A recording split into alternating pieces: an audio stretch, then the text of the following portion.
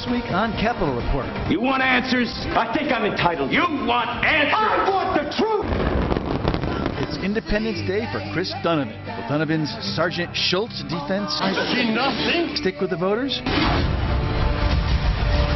Liberal powerhouse's Emily's List. Hello, my name is Emily. We're all Emily. And MoveOn.org. This year, women will outvote men by 10 million. You might want to keep that in mind. Battle for Democratic supremacy in the 5th. The Weisswitz campaign goes up on TV first. I'm Susan Weisswitz, and I approve this message. Is Joey Chestnut Put down your hot dog! ready for Dan Malloy? Chris Christie smacks down a reporter. Are you stupid? Dan Malloy goes sideways in Goshen. And if they want to drink Merlot, we're drinking Merlot. No, if anybody orders Merlot, I'm leaving. All this week on Capitol.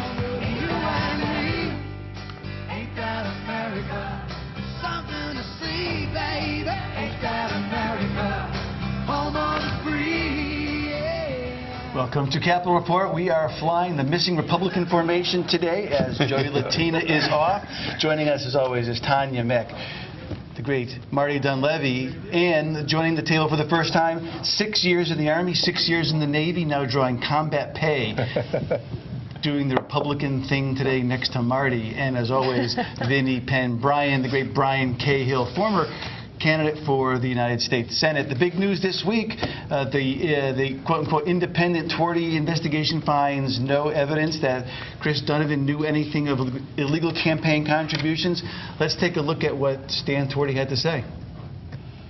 We found no evidence to indicate Donovan had any knowledge of or involvement in the alleged conduit contributions or any quid pro quo arrangement regarding the roll your own or other legislation. I just like Twardy saying roll your own. Brian, 140,000 pages of email, 25,000 from the Speaker's office, 14,000 computer files, including Braddock's. Are you convinced here? No, I think this report is less reliable than a political poll. The investigator has credibility, but the report itself lacks credibility for a variety of reasons. Number one, Donovan paid for the report. By definition, is not unbiased because he paid for the report. Number two, all of the key witnesses were not interviewed. The ones with the relevant information, the ones who would know whether or not he knew about these contributions, they were not even interviewed. So it's not reliable for that reason. And number three, Donovan provided all of the evidence, the documents to be reviewed. So he could have just as easily given his daughter's iPad or something, so or his wife's grocery list to hand to the investigator. Thousands of documents reviewed. I mean, there were only a certain amount of contributions. All you have to do is examine the documents around the date and time of the filibuster. I love it. If it was Jody, she would have gotten cut off 3 minutes ago. I love it. He's brand new. I love it. Latina would have gotten the point too. Okay.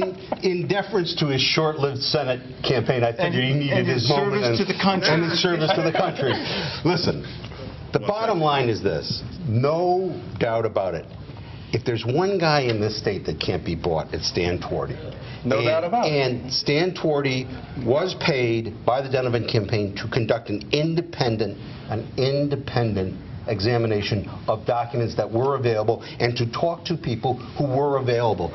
Tom, you know Twardy. Twardy's not going to sell his soul for a very small fee. But the question is not about Twardy. The question is, he has credibility. And that's the question. The question is that he only examined a limited amount of evidence. How limited amount of 10,000 pages of emails? I mean, what did he examine?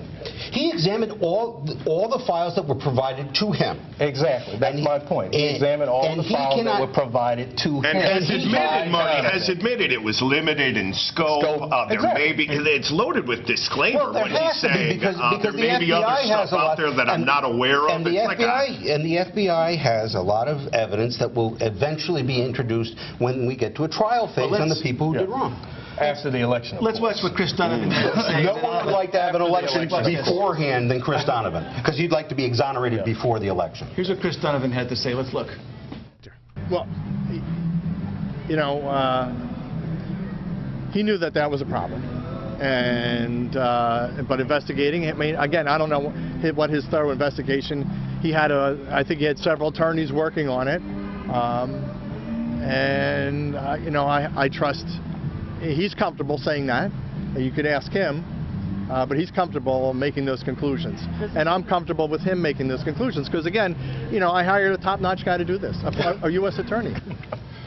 Well, you know, and to answer Marty's question, yes, Stan is a top-notch attorney. But, you know, I make the analogy, I was telling Tanya this earlier today, is that here's what happens. You know, if you're Carnival Cruise Line and you dump, you know, millions of gallons of sewage into the Caribbean Sea, the first thing you do is seek out the National Marine Sanctuary Foundation and give them money. And it's called blue washing, right? And the same thing with Twardy. We know that Twardy is a respected member of, you know, the prosecutors club. And he knows what the deal is. So if Twardy's standing up there with 2 flags, you tend to give him some credibility. Yeah, and I think the deal is we're going to have to wait until the U.S. attorney comes back, the investigation is complete.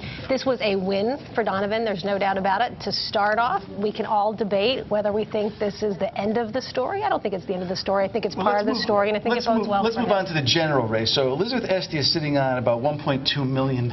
We're waiting to see those ads come out. So where does this go now, as far as the campaign in the 5th going? What, in terms of the primary? In terms of primary. Donovan's way ahead in the polls. In every... No, he's ahead in a poll basically commissioned by liberal organizations. Before they endorse. Progressive. It doesn't make a difference. Yeah, 45 right. to 25 to 12. And so what do we make of both Emily's list and MoveOn.org, both taking kind of different sides? Well, so Esty's raised more money. Donovan's ahead in the polls. Esty's raised more money. I think the MoveOn Emily's list comparison is I mean, Emily's list endorses women. They've endorsed Esty. Last time I checked, Donovan and Roberti didn't have a chance at that endorsement. So I don't think it's the big clash of the liberal titans in the 5th. I think it's going to be who's ahead in the polls, who raises the most money, and who actually can get out the primary vote in August. Yeah. Now, the interesting thing, we're going to talk about another female candidate in the next segment, but an interesting thing is Peter Hooper, who's a respected pollster, says that in a Democratic primary, women basically start with a baseline of 40% of the vote because women vote in such disproportion to men in Democratic primaries. Brian, a very conservative 5th district, right? It is a very conservative 5th district, and I don't think either one of the Esty or Donovan will properly represent the conservatives in that district. You know, Esty is a little bit more moderate, if you will, but that's relative when you're talking about liberals.